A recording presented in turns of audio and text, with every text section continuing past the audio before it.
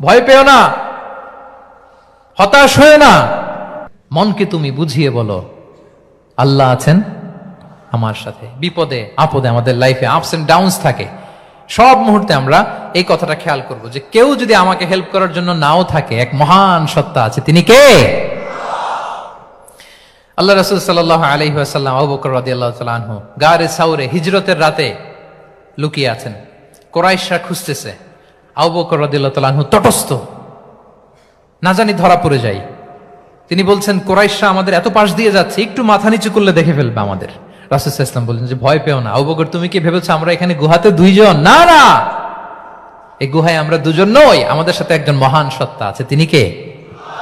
আমরা তিনজন এখানে। লা তাহজান ইন্নাল্লাহা মা'ানা, ভয় পেও না, হতাশ হয়ে না, নিশ্চয় আল্লাহ আমাদের সাথে আছেন।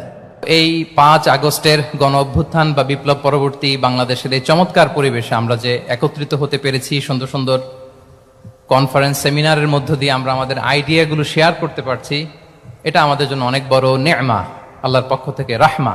তো আমরা যেন এটাকে পজিটিভলি কাজে লাগাই এবং এই যে ইসলামের বিউটি, এটা যেন আমরা আমাদের ভাই বোনদের কাছে তুলে ধরতে পারি। আপনারা নিশ্চয় জানেন যে অনেকে ইসলামের বিরোধিতা করে, ইসলামকে অপছন্দ করে এজন্য না, ইসলামের ব্যাপারে তার ইনডেপথ নলেজ না থাকার কারণে। এখানে আমাদেরও দায় কম না, আমাদের প্রপার প্রেজেন্টেশনের অভাবে আমরা সুন্দরভাবে ইসলামকে তাদের কাছে হয়তো উপস্থাপন করতে পারিনি, ফলে তারা ইসলামের বিরোধিতা করে। তো আমাদের প্রাইম ডিউটি হচ্ছে আমরা নিজেরা ইসলামকে অনুশীলন করব এবং ইসলামের সৌন্দর্যকে, দ্য বিউটি অফ ইসলামকে আমরা অন্যের সামনে তুলে ধরব। এটা হচ্ছে আমাদের দায়িত্ব। আপনারা খুব চমৎকার সেমিনারের একটা টপিক নির্ধারণ করেছেন যে আধুনিক যুগে ইসলামিক লাইফস্টাইল। শুরুতে আমি ইসলামিক লাইফস্টাইল বলতে আসলে কি বোঝায় এই আইডিয়াটাকে, কনসেপ্টটাকে ক্লিয়ার করে আমি আমার মূল আলোচনায় যাব ইনশাআল্লাহ বিইذনিল্লাহ। এই ফ্যানটা একটু কমাতে হবে, ফ্যানের বাতাসটা সামান্য একটু কমাই দিলে হবে। খুব সহজে যদি বলি, ইসলামিক লাইফস্টাইল হচ্ছে যে লাইফস্টাইল কোরআন সুন্নাহ থেকে উৎসারিত এবং যে লাইফস্টাইল হচ্ছে এন্ডোর্সড বাই ইসলাম, যে লাইফস্টাইল আমাদের প্রিয় নবী মুহাম্মদুর রাসূলুল্লাহ সাল্লাল্লাহু আলাইহি ওয়া আলিহি ওয়াসাল্লাম তিনি নিজে লিড করে দেখিয়েছেন আমাদেরকে, এটাই হচ্ছে ইসলামিক লাইফস্টাইল। আই রিপিট, যে লাইফস্টাইল কোরআন সুন্নাহ থেকে উৎসারিত, যেই লাইফস্টাইলকে ইসলাম এন্ডোর্সড করে এবং যে লাইফস্টাইল আল্লাহ রাসূল সাল্লাল্লাহু আলাইহি ওয়া আলিহি ওয়াসাল্লাম আমাদেরকে তিনি লিড করে দেখিয়েছেন, এটা একটা কমপ্লিট প্যাকেজ, একটা হোলিস্টিক প্রজেক্ট। এখানে কাটছাট করার সুযোগ নেই, মানে পিক এন্ড চুজ করার সুযোগ নেই। আমার পুরো জীবনটাকেই ইসলামে অনুশাসন দিয়ে যদি আমরা পরিচালিত করি, ইসলামের ছাঁচে যদি সাজাই, সেটা হবে ইসলামিক লাইফস্টাইল। এখানে পিক এন্ড চুজের কোনো সুযোগ নাই। মানে মুসলিম হইলে পার্ট টাইম মুসলিম হওয়া যায় না, ফুল টাইম মুসলিম হইতে হয়। মানে জীবনের প্রতিটা অঙ্গনে ইসলামকে আমাদের প্র্যাকটিস করতে হবে, কারণ আমরা জানি ইসলাম মানে হচ্ছে কমপ্লিট সাবমিশন, হ্যাঁ, to the order of Allah, to the wish of Allah. কোনো যদি কিন্তু তবে ছাড়া আল্লাহর আদেশের সামনে নিজেকে উজাড় করে দেওয়ার নাম হচ্ছে ইসলাম।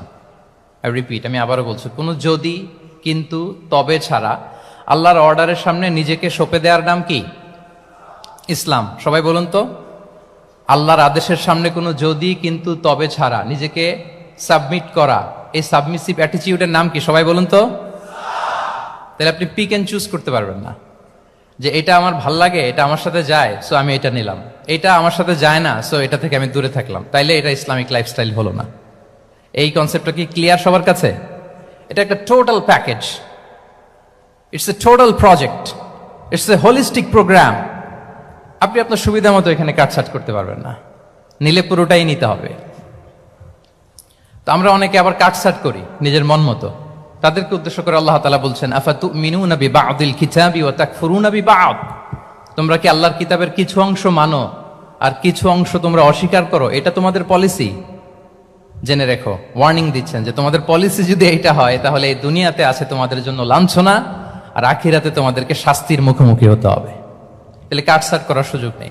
আমরা যেটা করি, নামাজ, রোজা, হজ, যাকাতের মতো এই যে আনুষ্ঠানিক ইবাদতগুলো, এগুলোতে আমরা ইসলামকে খুব মানি, ইসলামের অনুশাসন মানি।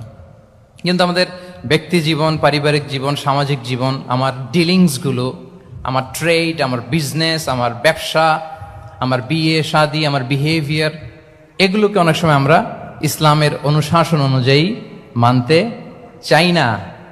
এগুলোর ক্ষেত্রে আমরা অনেক সময় ইসলামের অনুগামী হই না। এইখানে একটা ঝামেলা রয়ে গেছে আমাদের। কিন্তু মূল কথা হচ্ছে আপনি ইসলামকে মানলে দ্য টোটাল প্যাকেজ আপনাকে মানতে হবে। এখানে কাটছাট করার